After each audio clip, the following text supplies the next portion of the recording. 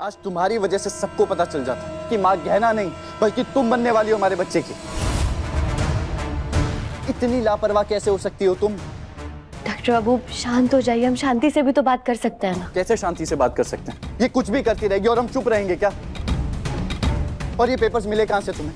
गहना ने उन्हें अलमारी में लॉकर के अंदर रखा था संभाल के, तो कहां से आए ये पेपर? तुमने इन्हें भी चुरा लिया। बस बस बहुत हो गया। तो अपन पे शक कर रहा है?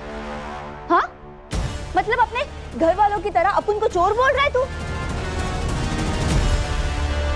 अपन ना देख रही है, जब से अपन यहाँ पे आई है ना, सब मुझ पे ही चिल्लाते जा रहे हैं। क्या है ये घर है या मच्छी मार्केट? देखो, अपन का दिमाग का दही मत करो, वो थोड़ा ना दिमाग यूज करो। ये पेपर कोई चुराने वाली चीज है? अरे वो तो पप्पा का आशीर्वाद है जो मैंने देख लिया। अभी देखती हूँ। वो जो तुम्हारी ताई जी है ना, चेक कर रही थी, वो ढूंढ रही थी कुछ। अरे उसके नजर से बचाने के लिए ना अपन ने सोचा कि इस पेपर को सुरक्षित रख देती हूँ, और उस शेर शानी ने वापस मुझसे छीन लिया और ऊपर से नीचे गिरा दिया। और हाँ, पेपर छीन कर ना मैंने तुम्हारा भला चाहा। अरे उल्टा तुमको तो हाथ जोड़ के थैंक यू बोल के और पैसे देने चाहिए। हाँ, और मुझ पे भड़क रहे हो।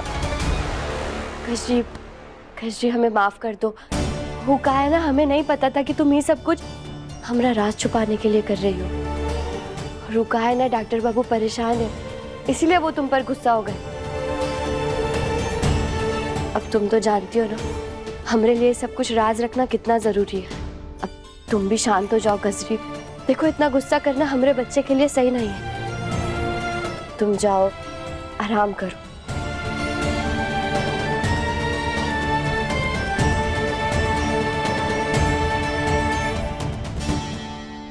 हम बाल बाल बच गए डॉक्टर साहब, वरना अगर सबके सामने सच आ जाता तो घर वाले कितने दुखी होते।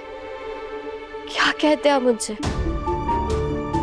कहना तुम परेशान मत हो, किसी को कुछ पता नहीं चलेगा, और अगर गलती से पता चल भी गया ना तो हम दोनों एक साथ खड़े रहेंगे, अपने बच्चे के लिए हर चुनौती का सामना करेंगे।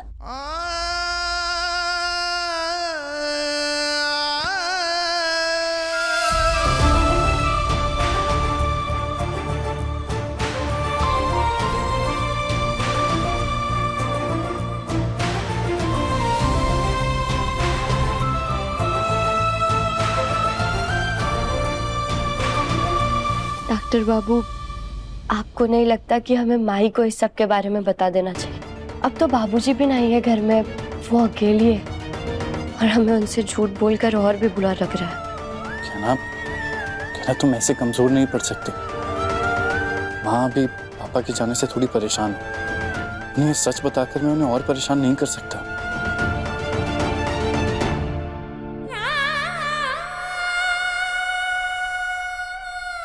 हे ईश्वर, मेरे बेटे ने मेरे पति को मेरी जिंदगी से दूर कर दिया है ताकि वो अब मेरे साथ और बुरा न कर सके, ताकि वो बार बार गहना और उसके बच्चे को अपमानित न करे, ताकि वो टिन्नी को न डराए। लेकिन जो कुछ भी है तो वो मेरे पति ही ना। क्या एक औरत का अपने पति को इस तरह घर से निकलते हुए देखना सही था?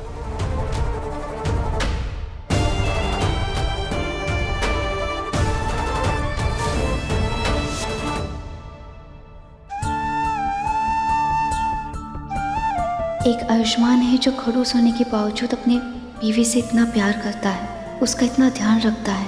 दूसरी तरफ इनका वो सड़ेला हलकट पति, इन्हें तो ये भी नहीं पता कि उसने गहना को किडनैप करवाया था। बाप और बेटे में इतना फर्क है, और ये बेचारी अब खुद को दोष देना बंद करे, इसके लिए इसे समझाना बहुत ज़रूरी है कि उसने कुछ गलत नहीं किया है।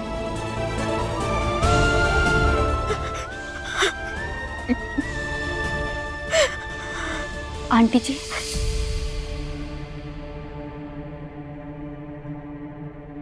मैं समझ सकती हूँ, आज आप बहुत दुखी है, लेकिन एक सच बात बताओ, जो आज आपके बेटे ने किया है ना, आपको बहुत पहले करना चाहिए था। पता है, अपन को ना आई ने कहा था क्या अगर शादी के रिश्ते में पति अपने पत्नी को इज्जत ना दे, उसे चोट पहुंचाए या तकलीफें दे, तो उस रिश्ते से बाहर निकलने का पूरा हक है पत्नी को। तो आज ना आपने कुछ गलत नहीं किया। नहीं बेटा, तू नहीं समझ पाएगी। मैं अपना पत्नी धर्म नहीं निभा पाई। अरे आंटी जी, अब ऐसा क्यों कह रही है? ऐसा कहाँ लिखा है कि पत्नी धर्म मतलब किसी से मार खाना है या कड़वी कड़वी बातें सुनना है? अरे बेटा, पत्नी धर्म मतलब अगर कुछ गलत हो रहा है ना तो उसका जवाब देना है।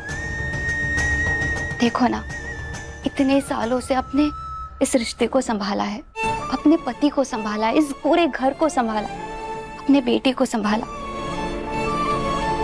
लेकिन क्या आपके पति ने आपको इज्जत दी? नहीं ना। तभी तो कह रही हूँ, सिर्फ पत्नी धर्म नहीं होता, पति धर्म भी होता है। और हाँ, शादी की गाड़ी पटरी पे तभी अच्छे से दौड़ पाती है जब पति और पत्नी अपना अपना धर्म निभाए। अब सोचिए, अगर एक ही पहिए पे बहुत ज्यादा भार आ गया तो गाड़ी तो पटरी से खिसक ही जाएगी ना।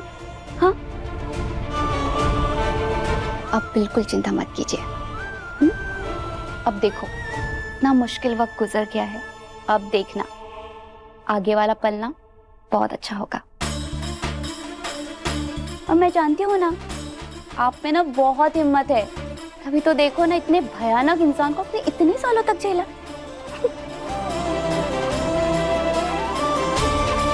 अरे आप उनको पता है आप कर लोगे।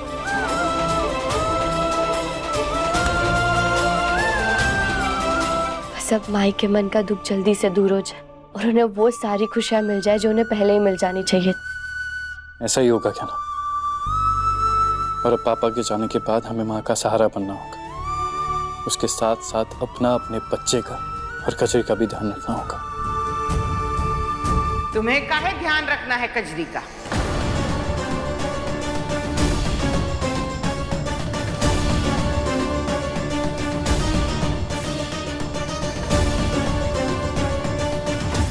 आयुष्मान, तुम्हारी अपनी पत्नी माँ बनने वाली है और तुमको दूसरे की पत्नी की ज्यादा चिंता है। हाँ? नहीं बुआ जी, ऐसी बात नहीं है। अब वो अनजान तो है नहीं, उसके पति हमारे गांव से है और वो यहाँ नहीं है, तो इसीलिए उसका ज्यादा ध्यान रखना भी तो जरूरी है ना। काहे? अरे उसका पति उसको आके ले काहे नहीं जाता? उसको अपने होने वाले बच्चे, अपनी पत्नी की चिंता नहीं है, सारी चिंता तुम दोनों ही करोगे। वो उससे ना बात ही नहीं हो पा रही है, वो शायद काम में कुछ ज्यादा बिजी है। हाँ बुआ जी, और कजरी के यहाँ रहने से, उसका ख्याल रखने से हमें कोई तकलीफ नहीं हो रही है, बल्कि हमें तो बहुत अच्छा लगता है। और आपको पता है, हम और कजरी हमारे बच्चे के बारे में बहुत बातें करते हैं। तुम ना बहुत भोली हो गहना।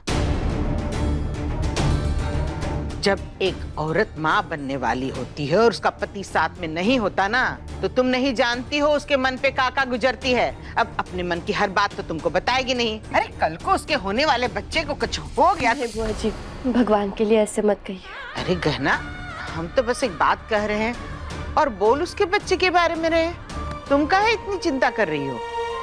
वो बुआ जी, बच्चा खोने का दर्द क्या होता है वो हमसे अच्छा और कौन जान सकता है। चलिए ठीक है, कोई बात नहीं, लेकिन देखो हमारी बात सुनो, हमको कजरी एक आंख नहीं भाती। जल्दी से बुलाओ उसके पति को और रवाना करो उसको यहाँ से, समझी? समझ गया आयुष्मान?